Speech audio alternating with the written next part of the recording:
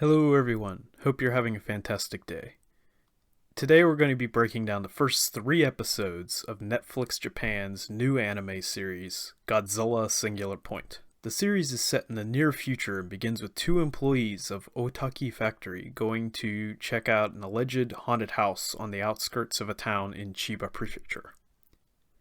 Otaki Factory is an organization founded by Otaki Goro, and is described as a company specializing in water leaks, power outages, and mysterious phenomenon that promptly deals with ghosts and aliens. The 2 employees we are introduced to are Yun Arikawa, a 24-year-old genius programmer who serves as a sort of Sherlock Holmes-type protagonist, who takes a lead role in the investigation, and his partner, Kato Haberu. The duo go to the abandoned mansion with their ghost-finding equipment to check out the place, like some sort of Zach Baggins type character. We have the equipment to where you can speak to us, and instead of that tombstone out there, that rock where your remains are, where your skeleton is, instead of it saying unknown prospector, we could put your name on there.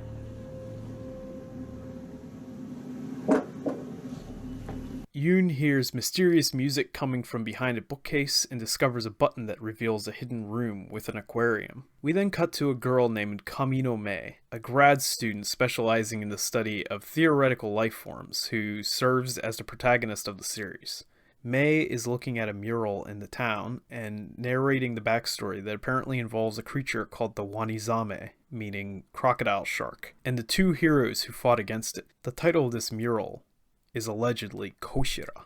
Back at the mansion, Yoon discovers that a creature is emitting a radio wave that interferes with the lights of the city, and he begins tracking it as it goes out towards the coast. The next scene takes place at the Misakyoku Radio Observatory, which will serve as a major location in the series going forward. We discover that the observatory's automatic warning alarm has been set off by something, and the staff doesn't know the cause, so they decide to contact an expert. Since the professor they have on standby is in Hawaii on conference, they get his grad student, our aforementioned protagonist Mei, who investigates it in his stead. The cause of the alarm is a broadcast of the song heard in the mansion that has been on loop for the past 28 hours. It turns out that 5 years prior, Otaki Factory had done some contract work at the observatory, and Yoon and Haberu's own investigation leads them to that exact location. They are caught snooping outside the observatory and taken to the police station for questioning until they are released by their employer.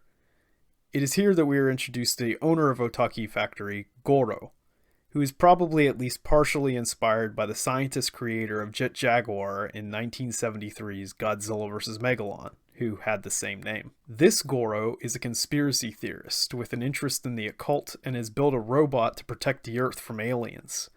The previously mentioned fan-favorite character, Jaguar.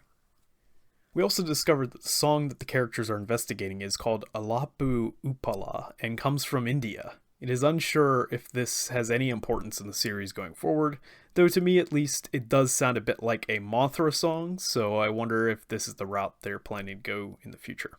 Around this time we cut back to Mei as she takes the bus home, where she decides to research Otaki Factory and downloads an advanced AI character later called Perotsu from their website, which plays an important role in the show. In the next scene, Yoon and Goro are setting up Jaguar at a local festival when the town is suddenly attacked by a pterosaur resembling a Quetzalcoatlus, which turns out to be the creature that emitted the radio waves during the Haunted Mansion investigation, which is this series' interpretation of Rodan, or as he's called in Japanese, Radon. The episode ends as we discover that there is an old Imperial Army bunker under the radio observatory that contains the enormous skeleton of Godzilla, our first reference to the titular Kaiju aside from the mural in the town. So then we move on to episode 2, titled Manatsu Onimatsuri, or Midsummer Demon Festival. The episode begins with a fight between Jaguar and Rodan, first with Goro piloting it personally, then Yoon by remote, where this happens.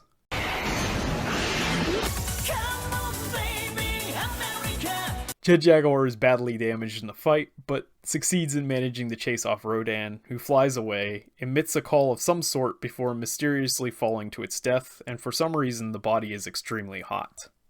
Jaguar is being repaired back at Otaki Factory, and we are introduced to the 4th member of the team, Satomi, who tells the others about the legend of Gojira, which was previously misread as Koshira. That seems to prophesize an event stating, when the sea is stained red, the beast of the end times will emerge.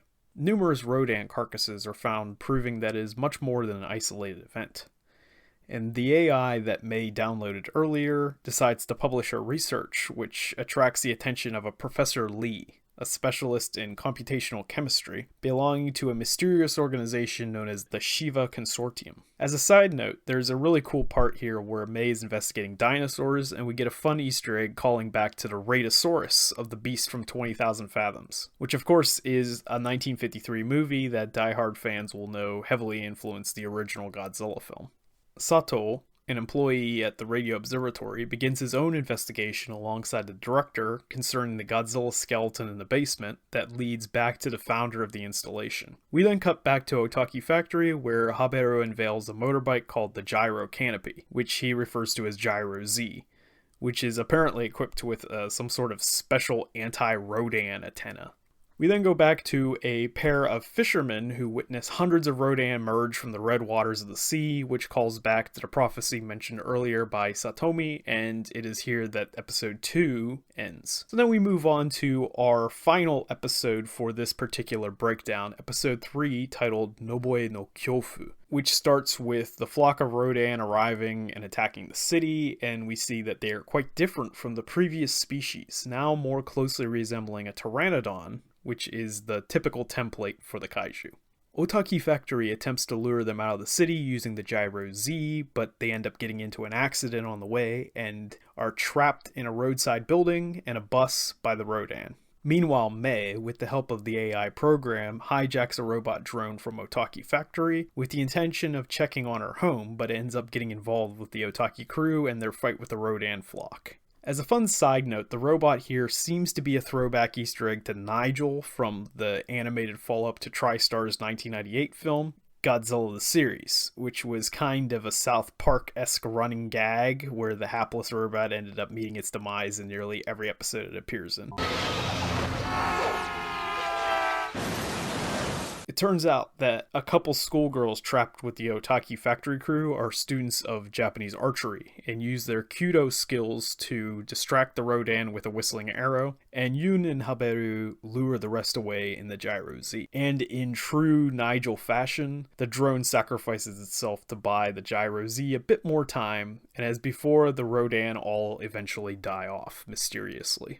The world begins to speculate wildly about the origin and the nature of these new mysterious beasts, especially with regards to the red mist that surrounds them, and some sort of red sand, which I'm wondering is a callback of sorts to Godzilla vs. Megalon, which featured a subplot about red sand as well. May meets with an associate of the aforementioned Professor Lee, who offers her a proposition of doing co-research with her and funding her trip to meet with her in Dubai. The third episode closes with a submarine discovering a giant monster, which appears to be a form of Godzilla, which according to the Bandai tie-in merchandise, which is known as Gojira aquatilis, which, despite being a type of Godzilla in the context of the show, is obviously heavily inspired by Titanosaurus.